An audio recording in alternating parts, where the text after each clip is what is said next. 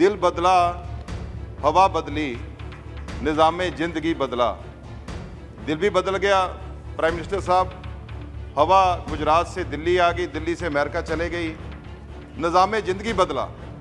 12-12 लाख का सूट, 800 करोड़ का जहाज पे सफ़र कर रहे हैं। सुकून मिलता जहां दिल को, न तक ना वो मुकाम आया। अब इसके आगे आप क्या चाहिए आपको?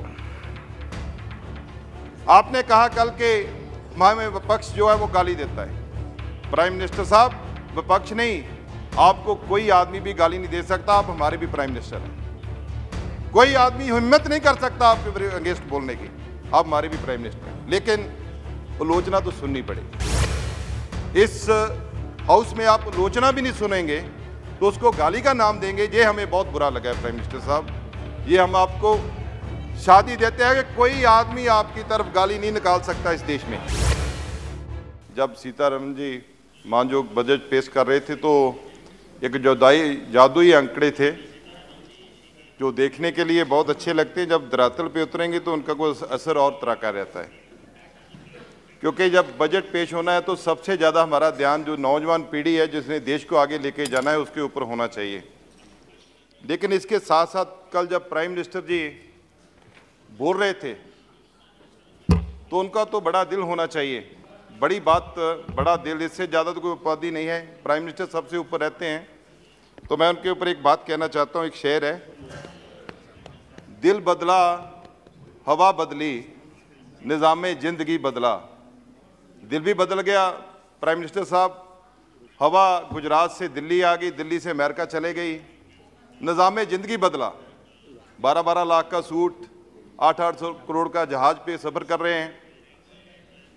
सुकून मिलता जहां दिल को, न तक ना वो मुकाम आया। अब इसके आगे आप क्या चाहिए आपको? आपने कहा कल के हमें विपक्ष जो है वो गाली देता है। प्राइम मिनिस्टर साहब, विपक्ष नहीं, आपको कोई आदमी भी गाली नहीं दे सकता। आप हमारे भी प्राइम मिनिस्टर हैं। कोई आदमी हिम्मत नहीं कर सकता आपके अगेंस्ट बोलने की। आप हमारे भी प्राइम मिनिस्टर हैं, लेकिन आलोचना तो सुननी पड़ेगी। इस हाउस में आप आलोचना भी नहीं सुनेंगे तो उसको गाली का नाम देंगे। ये हमें बहुत बुरा लगा है प्राइम मिनिस्टर साहब। ये हम आपको शादी देते हैं कि कोई आदमी आपकी तरफ गाली नहीं निकाल सकता इस देश में। सो मेरा कहने का है, ये बजट को अमृत बजट का नाम दिया गया और मैं बहुत ज़्यादा जो ध्यान है आपका नौजवान पीढ़ी की तरफ ले जाना चाहता हूं। अमृत पीढ़ी का एक नाम दिया गया उनको कि अमृत पीढ़ी, आगे अमृत पीढ़ी शुरू होगी।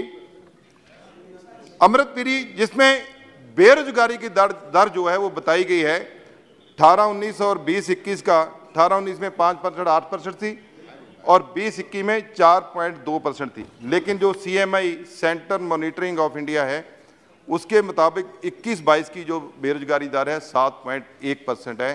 और ये मान के चलिए कि ये सबसे ज़्यादा नौजवान बेरोजगार है।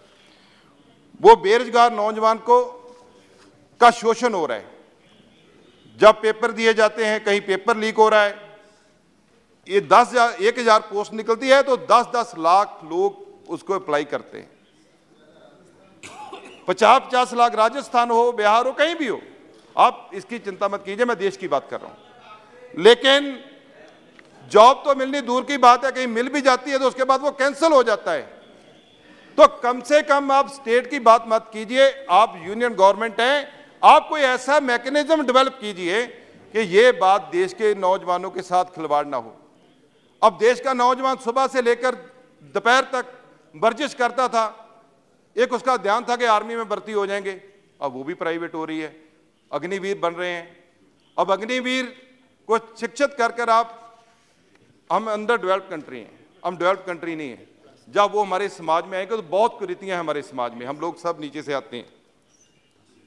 तो मैं रिक्वेस्ट करना चाहता हूं कि इसके साथ साथ जो नौजवान वर्ग है उसको सही तरीके का आईना दिखाइए कि ये इस देश की स्थिति है। आप पेंट चाहे जितना मर्जी कर ले, लेकिन जो नींव कमजोर होगी तो वो ऊपर अच्छा मकान नहीं बन सकता। ये हमारा मानना है। प्रधानमंत्री कुशल विकास योजना में आपने coding, artificial intelligence, robotic, 3D printing, drones और सॉफ्टवेयर की बात की है। कि इसमें जो नौजवान है उनको ट्रेनिंग दी जाएगी, स्किल सेंटर बनेंगे। लेकिन मैं कहना चाहता हूं 2015 में स्किल इंडिया बना था, जिसकी अब तक कितने लोग उसमें कामयाब हुए, कितने लोगों को रोजगार मिला, इसकी कोई आंकड़े नहीं है। बजट 2017 में हमारे स्वर्गीय जेटली जी ने बजट पेश किया था, 100 स्किल इंडिया इंटरनेशनल सेंटर बनेंगे। लेकिन पहले सेंटर का उद्घाटन कब हुआ है? 16 अप्रैल 2022 को धर्मेंद्र प्रधान जी भुवनेश्वर में करके आए। सर ये जो नौजवान जिसकी आप बात सेशन में कर, यहाँ बजट सेशन में करते हैं या पार्लियामेंट में करते हैं कि हम इतना दिशा दिखा रहे हैं, फ्यूचर ये इंडिया का बनेगा। 2022 से लेकर 2027 की बात करते हैं कि ये 2022 से लेकर 2027 का अमृतकाल चलेगा। लेकिन ये अमृतकाल कैसे चलेगा? पहला स्किल सेंटर आपका 6 साल में एक बनता है। अब उनको बोल दिया गया है कि अब आगे भी स्किल सेंटर जो है वो और बनाएंगे। सर इससे क्या हो रहा है? ब्रेन ड्रेन हो रहा है। 11 लाख स्टूडेंट बाहर पढ़ने जाता है। आपका जो बजट है स्टडी का 2.4 लाख करोड़ आपका बच्चे जो है वो बाहर फीसें पढ़ते हैं, बाहर जा रहे हैं, जिसमें पंजाब में भी करीब 35,000 करोड़ बच्चे जो हैं वो बाहर जा रहे हैं। 35,000 करोड़ जो रुपए हैं वो फीस के एवज में बाहर जा रहे हैं। सर वो बाहर ही नहीं जा रहे, वो पीढ़ियां बाहर सेटल हो जाएंगी। जब वो पीढ़ी बाहर सेटल हो जाएगी तो आप बताइए कि जो अच्छा ब्रेन है वो तो बाहर चला गया, तो आप कैसे करेंगे? उनको रोकना होगा हमें। अब पंजाब की मैं बात करता हूं सर। पंजाब जो गुरुओं की धरती के नाम से जाना जाता है, देश की अर्थव्यवस्था में सबसे बड़ा हिस्सा पंजाब ने डाला है। इनकी जरूरत पड़ी तब देश की आजादी से पहले 80% कुर्बानियां जो रस्से गलों में डाले वो पंजाब के लोगों ने फांसी पे हंस के चढ़े। लेकिन पंजाब के ऊपर सबसे ज्यादा कर्जा 3 लाख करोड़ का हो गया सर। अभी हमारे अकाली दल के सांसद बोल के गए हैं। लेकिन सर मैं कहना चाहता हूं पंजाब के ऊपर जो कर्ज है वो हमारे लिए खतरा है। आप पंजाब का कर्ज उतारिए, नहीं तो जो हमारा नौजवान बॉर्डर के ऊपर लड़ता है, जो बॉर्डर के ऊपर नौजवान लड़ता है वो आप कहां से लेके आएंगे? क्योंकि हमारे नौजवान बाहर को जा रहे हैं।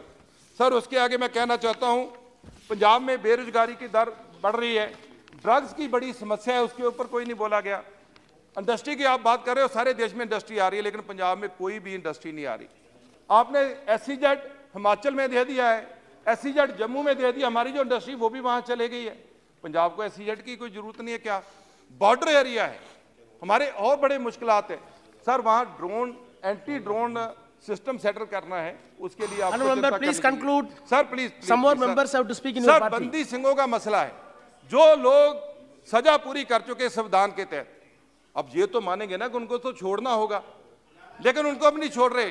Sir Davinder Singh Bhullar sir please, उसकी सेहत खराब है, ऐसे लोगों को तो छोड़िए सर। उसके अलावा काम क्या हो रहा है? बाबा राम रहीम को छोड़ा जा रहा है सर। वो लोग जिसके ऊपर रेप के अंदर बंद हो, सर प्लीज सर टाइम दीजिए सर, जरूरी है सर। 5.5 घंटे के बाद पहला स्पीकर है सर, टाइम दीजिए सर। उसको छोड़ा जा रहा है सर, उससे हमारे माहौल खराब हो रहे हैं। इनके लोग जाकर उनको नतमस्तक हो रहे हैं, उनके ऊपर बड़े बड़े ब्लेम है सर। सर मैं अमृतसर की बात कर रहा हूं सर, एम्स में सर उससे क्या, उसमें हमारी आर्मी लगती है, उसको कंट्रोल करना पड़ता है, हमारे पैसे यूज होते हैं, वो भी हमारे बजट का ही सिस्टम है सर। बॉर्डर एरिया है, एम चाहिए। दरिया पार एक भी अच्छा हॉस्पिटल नहीं है, ना अमृतसर, गुरदासपुर, तरनतारन, पठानकोट, गुरदासपुर तक सर एम्स हॉस्पिटल चाहिए। स्पोर्ट्स सेंटर, सबसे ज्यादा स्पोर्ट्समैन अमृतसर से पैदा हुए हैं सर। सर एयरपोर्ट, कनाडा की फ्लाइट मांगते हुए हमें कितना समय हो गया है, तो टोरंटो के लिए डायरेक्ट फ्लाइट हो, लेकिन वो भी नहीं सर हुई। सर ये बातें तो होनी चाहिए सर। ये स्मार्ट सिटी चाहिए सर प्लीज सर। G20 हो रहा है, एक पैसा भी नहीं है सर उसके लिए दिया गया स्मार्ट सिटी के लिए। सर रेलवे का आपने अपने रखा है, रीगो ब्रिज है, रीगो ब्रिज बनने वाला है सर, उसकी ट्रैफिक की समस्या सारी, बहुत परेशानी है हमारे अमृतसर को, उसका भी नहीं कुछ हो रहा सर। हमारा कहना, हमारी बेनती इतनी है, अमृतसर जो बॉर्डर डिस्ट्रिक्ट है, पंजाब से ज्यादा बॉर्डर पाकिस्तान से लगता है, इसको एक अच्छा SEZ दीजिए। जो कर्ज है वो हमारा माफ कीजिए, चंडीगढ़ पंजाब को दीजिए, पानी के हमारे मसले हल कर दीजिए। पंजाब हमेशा देश के साथ खड़ा है।